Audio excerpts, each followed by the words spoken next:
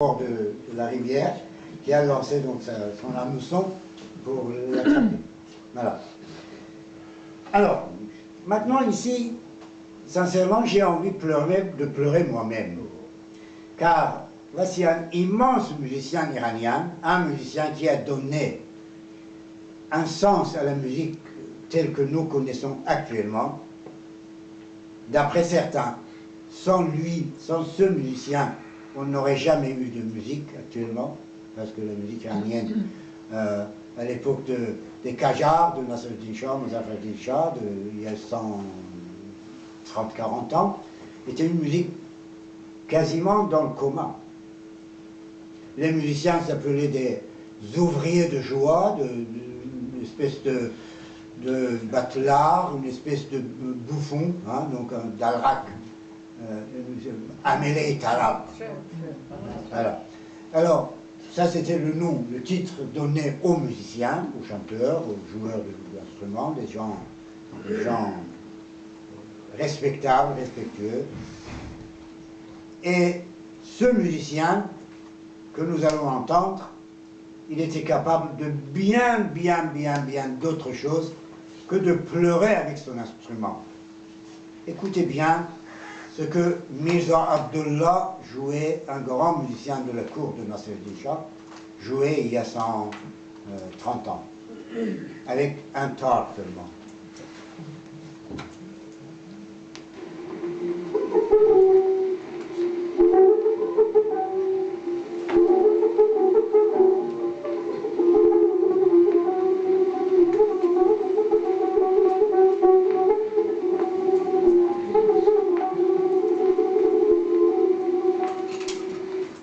Et il y a un chanteur qui l'accompagne, qui s'appelle Mirza Abbas.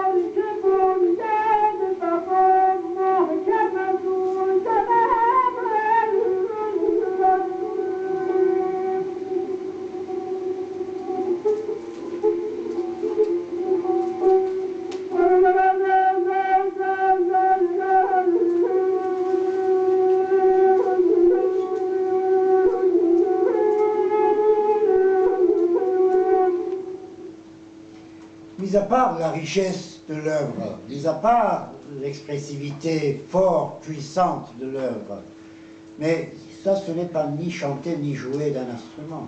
C'est pleurer, sincèrement, c'est se lamenter, c'est gémir. Hein? Voilà, donc vous avez senti, nous avons senti. Ce ne sont pas des musiciens, ce sont deux personnes qui sont en train de pleurer, de crier, de se lamenter. Voilà. Alors, voici un petit extrait un peu plus joyeux quand même, joué par un grand joueur de santour, Mirza Alep al-Shahi, qui était le professeur de notre grand maître Abul Hassan Saba, un joueur de santour, donc comme M. Tabar et moi-même, un peu, et d'autres, bien entendu. Alors, Mirza Alep al-Shahi sont en train d'accompagner donc un gros bankran Shahi. Ces gens-là, tous s'appelaient Shahi parce qu'ils appartenaient à la cour de Nasruddin Shah et de Muzaffar Shah.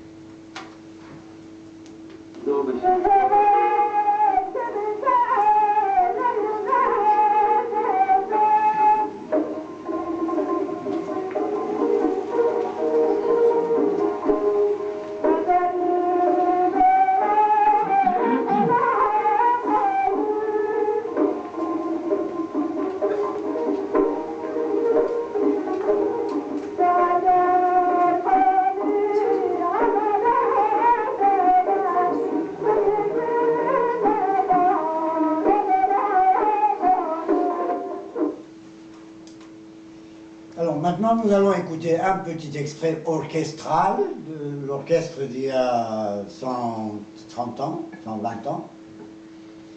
Franchement, on ne peut pas appeler ça orchestre. Aucun instrument ne chante avec l'autre. Il n'y a aucun accordage homogène parmi les instrumentistes. Ils sont que 2 ou 3, 3 ou 4 maximum. Mais nous allons voir, vous allez voir quel chahut, quel bazar dans ce petit groupe. Mais l'œuvre est magnifique encore toujours. La richesse est là, l'expression est là. C'est seulement la forme qui n'est pas là.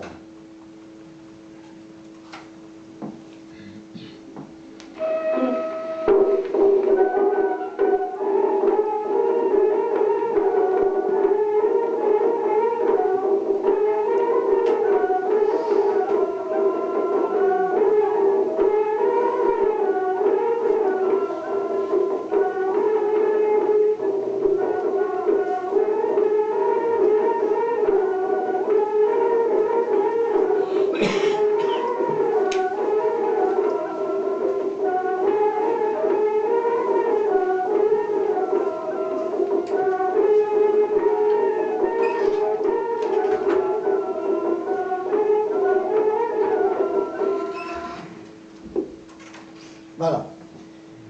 Voilà donc l'état de la musique iranienne il y a 120, 130 ans. Mais à cette époque, bien sûr, il est arrivé 2 événements magistraux pour la musique iranienne. C'était d'abord l'entrée de l'écriture musicale par Alfred Jean-Baptiste Lemaire, un Français de Pas-de-Calais, de la ville de Calais. Alors, il a été invité donc à la cour du roi Nasser-Din Shah pour former les officiers de Nasser-Din Shah pour qu'ils puissent jouer dans les cérémonies royales quand il y avait un invité étranger, un invité de marque, que le roi iranien soit aussi fier de son armée, de son équipe musicienne. Nasser-Din Shah, durant le 2e voyage qu'il faisait en Europe, à l'invitation de Napoléon,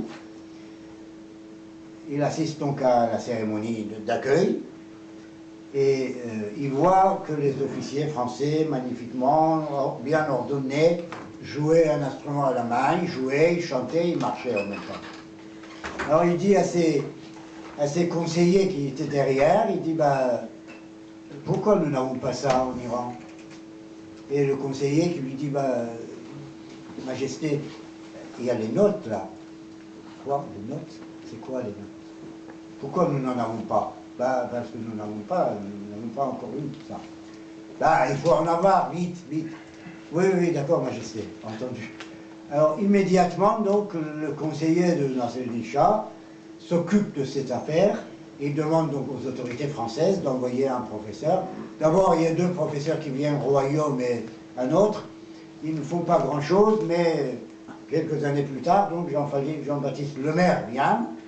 Il forme donc les musiciens iraniens, les officiers de la cour, à jouer et à chanter avec les notes et partitions. Mais entre autres, bien entendu, il s'occupe aussi, M. le maire, il s'occupe aussi d'enseigner un petit peu aux autres enfants des familles riches, des familles aisées. Parmi ces musiciens-là, ces gens-là, qui ont été chez le maire pour apprendre la notation musicale, qui n'existait pas en Iran, s'appelait donc Salar Moazzez, qui était le père de général Minbashian. Salar Moazzez, il s'appelait. Voilà. Alors, maintenant, nous écoutons encore un extrait de Tar de Mirza Abdullah, qui joue un petit peu plus joyeusement, plus rythmiquement.